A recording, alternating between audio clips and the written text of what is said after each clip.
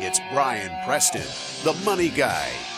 For somebody who's in their early 30s, he's successful, he's a millionaire, he's got seven-figure income.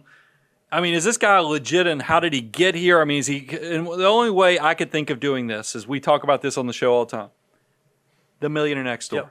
Yep. And I love The Millionaire Next Door and the fact that it has 7 traits that the typical millionaire does. So we were like, let's lay out these 7 millionaire traits and let's see how many of them Graham actually checks off. Yeah, that's great. So if we were just to look at the 7 factors of wealth that's laid out in the book, number one, millionaires live below their means. Yeah, he's got that one in spades. I would say that he kind of nails that one. Can I say one thing? I know you're going to 2, but I'm curious because he's in his early 30s. I was super tightwad too when I was his age. Sure. I'm curious to see as Graham matures into my wounded warrior stage where you don't think you're taking over the world anymore. Right. You know where you are. I'm curious to see if he gets like I am where you're still good with your money, but you're not as tight. Sure. Because I think he even said it when he was talking about his audience. He goes, I feel like I attract a lot of tightwads or minimalists to his thing. I'm curious because making $2 million a year, $3 million, whatever it grows to be, I'm curious to see how that shapes him in the coming years. Yeah, it's interesting because like he drives a Tesla, so he's not that tight. He's not like a super, super tight wad, but some other stuff he just won't spend money on at all.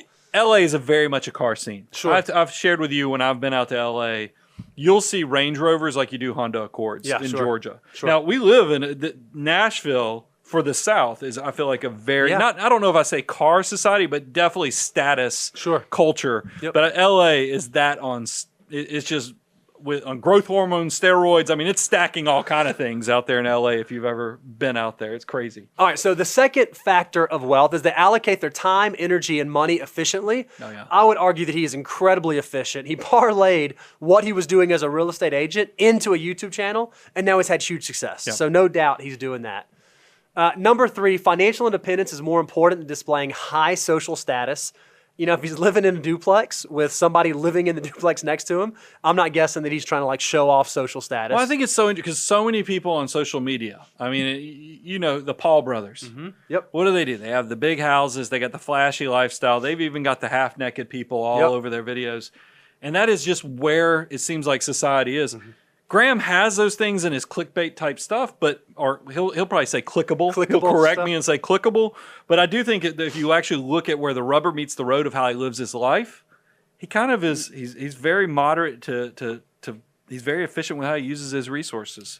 Factor number 4: their parents did not provide economic outpatient care. Now I don't know where Daniel found this, but he actually went and said, I guess he Googled it, or maybe he watched all of Graham's videos. This is the long quote you're about to give, No, right? well, I'm going to talk, because he said that all his parents gave him was a saltwater aquarium at the age of 11. And Graham said, you know what? I love this saltwater aquarium. I'm going to start taking pictures of all the fish and the things that are in saltwater aquariums, and I'm going to sell the pictures. So he figured out an economic way to make money off of what his parents gave him. So his parents didn't give him a bunch of money, but they gave him an aquarium, and he turned that into a business idea, which I think is beautiful. But yes, then there was this really awesome quote that he said. Now, before you read the quote, Graham, I know you'll watch this because I get the feeling Graham watches these type of reaction type videos. For sure. Great quote. We got to get it more Warren Buffett-esque. You got it. We're going to give you the respect and read this whole thing. This is so good, but let's work on it. Let's minimize that a little bit because I have the same problem, by the way. So this is what he said. He said, and I almost think of life and making money and stuff like that as almost a game of playing poker. So sometimes people are dealt a really good set of hands, and they can play that really well from the very beginning without much effort. If you get 2 or 3 kings in the very first day, you're going to do well. But other people, I think, who have a pair of 2s or whatever can certainly bluff their way and play to their strengths. In terms of me specifically, I think I certainly had some advantages and some disadvantages. If you looked at me from the beginning, I had terrible grades. I didn't go to college. Statistically, I should not have been successful whatsoever. But I had an interest in working hard and making money and saving as much as I can and really taking an interest in investing. So I think that helped. So I think anyone can play to their strengths, and I think anyone can learn. Especially personal finance is something that you can absolutely learn. It's not something you're born with. So I think anyone can be successful, and I truly do stand by that. Here, here. I love it. That was a good quote. I love it. A little long, but good. shorten it down a Really little bit. good. Not. It's not slidable. You wouldn't even let me put the slide up there with all those words. Number 5. This one is the only of these 7 he didn't have, but it's because it's kind of a natural thing for a 31-year-old. It's a little premature. Their adult children are economically self-sufficient. As far as we know, Graham does not have No adult children. yet. Number 6, they're proficient in targeting market opportunities. Yep. I've already explained he jumped into the real estate market in 2011. Well done. Luck, skill, it doesn't matter. He was prepared and ready to do it, so it works. Number 7, they chose the right occupation, without a doubt. I think he's, especially out there in the LA scene, perfect occupation to make good money at it. Here's the only word of caution I would give.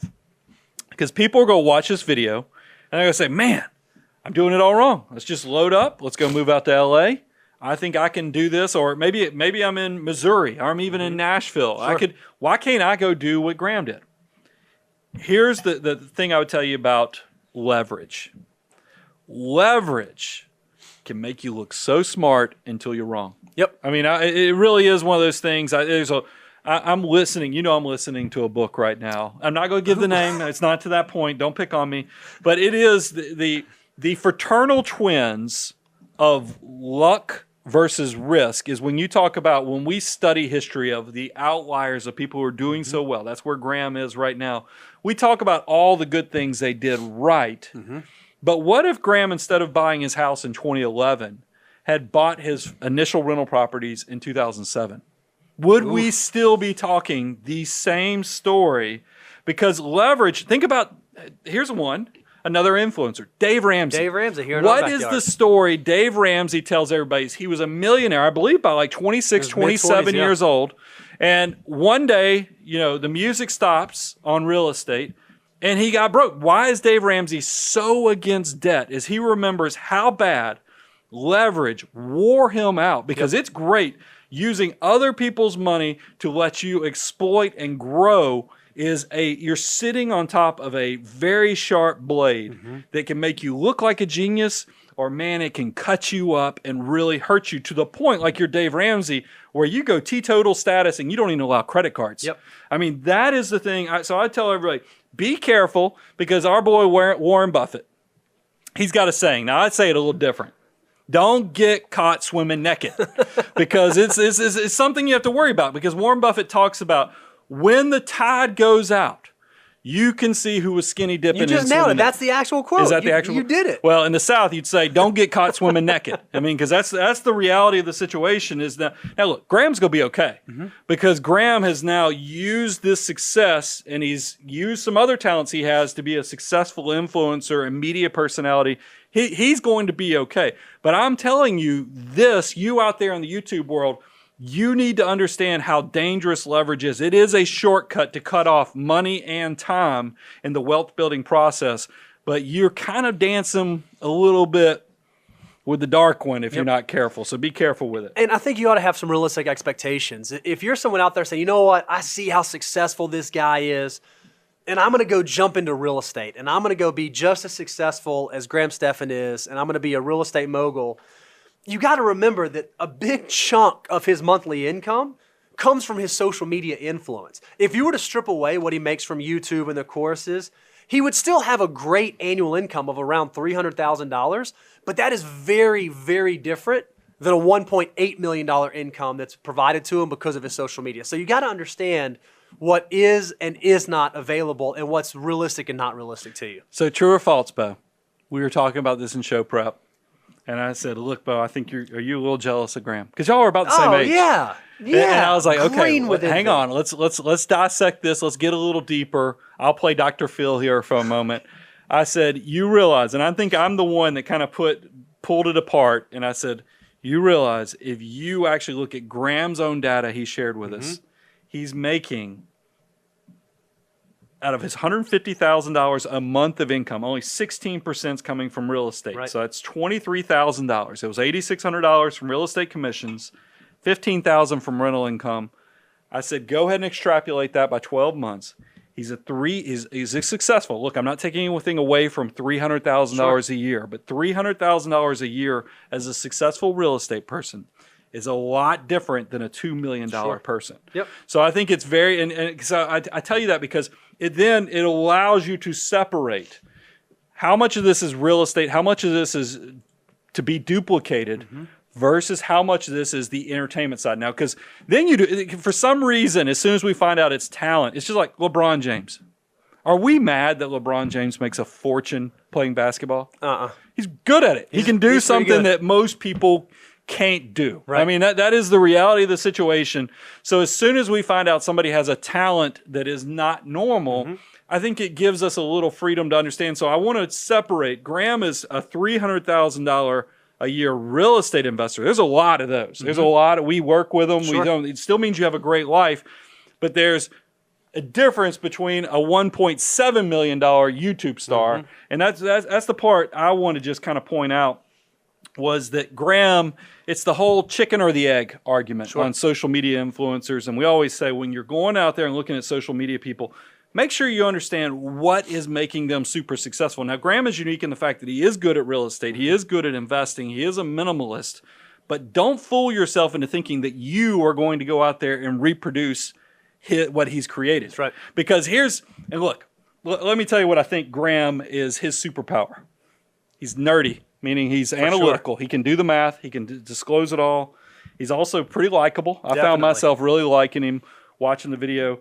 And he's you put the nerdiness with the analytical, meaning be able to put it out there.